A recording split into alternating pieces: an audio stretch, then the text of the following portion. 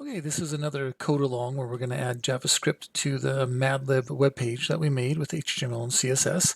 Although we've done a couple code alongs now, and I'm hoping it's starting to make sense to you, and I'd strongly recommend that you try to do this one on your own, right? That you add an event listener to this button, you get the values of these input elements, you build this string together, right? Adding in the variables and these blanks, and then outputting the result with that inner HTML. So I'd recommend stop this video, try to do it on your own, but I will do it as well, and so you can check your answer, or if you're still a little not confident enough, you can follow along with me. So let's get started. So I'm going to go to my CS10 basic training, which I had renamed, and first one right there, Madlib. Okay.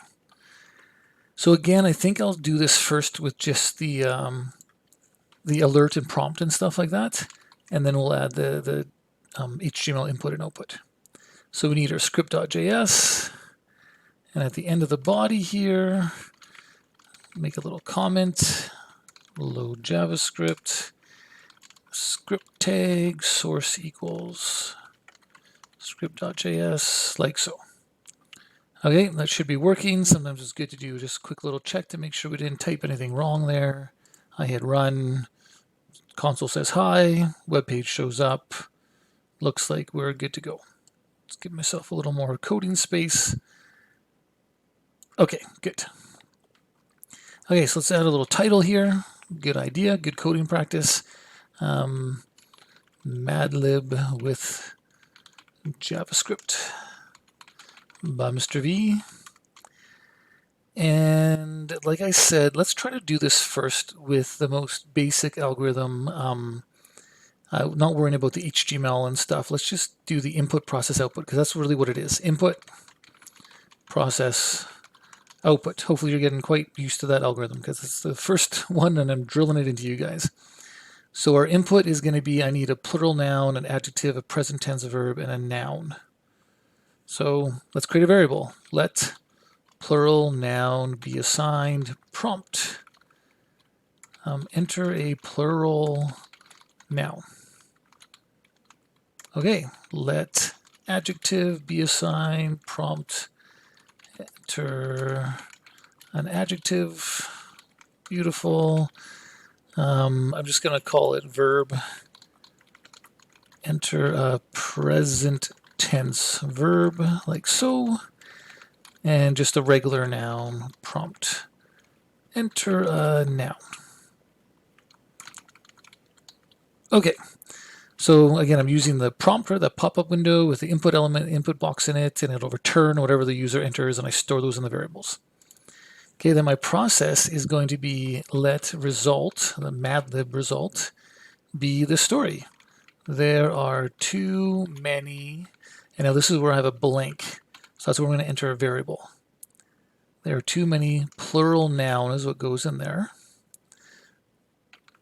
Plus, and then a string again, a space on this space, plus, and then we've got to add our adjective, plus, and we can add a string again to continue the story, a space, and then airplane, exclamation mark, comma. Oh, okay, so this is interesting because the output I have here, actually I want double quotations in the output to show that this is a quote. So what I'm going to do is I'm going to wrap this entire string in single quotes. Remember how a string could be in double quotes or single quotes? So if my result variable is going to be a string, I'm going to wrap it in single quotes, and then these double quotes should be actually inside of it. So I actually want to do the single quotes there.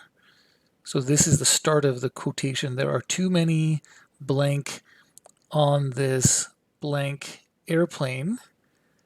And then the quote should end there, and then a comma. Okay, and now I've got to fix this stuff here. So that has to be a single quote. Sorry if this is confusing, but I didn't recognize that at the beginning.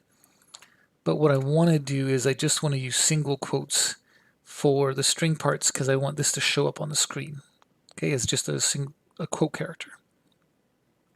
So that should do it now. So the single quote here is for this string, and then this string, and then the double quotes will be in the message. Okay, So on this airplane, I can continue actually going here, comma, I screamed, period, quotation, somebody has to, and then the string ends here. So I'm going to add in the next blank, which is the verb, plus, and then single quotes to do the next string.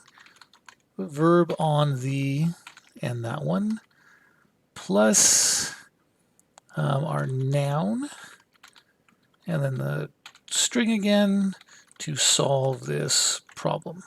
Period, quote. And then this quote ends the string. Okay, so big, long, nasty thing, but really it's just pieces of strings and the variables that the user typed in, we're adding them, joining them all together into that result. And then let's do an alert result.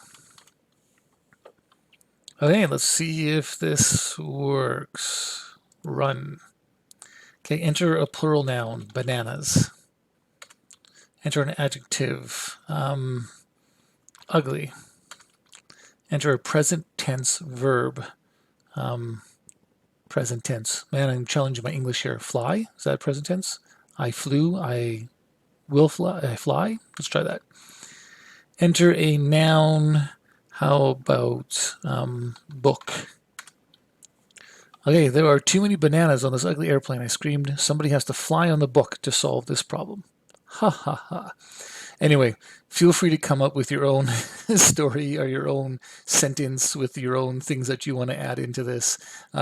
This was just an example that I had found. But yeah, definitely you can play around with the user inputs that you want to get and the message that you're going to output. Okay?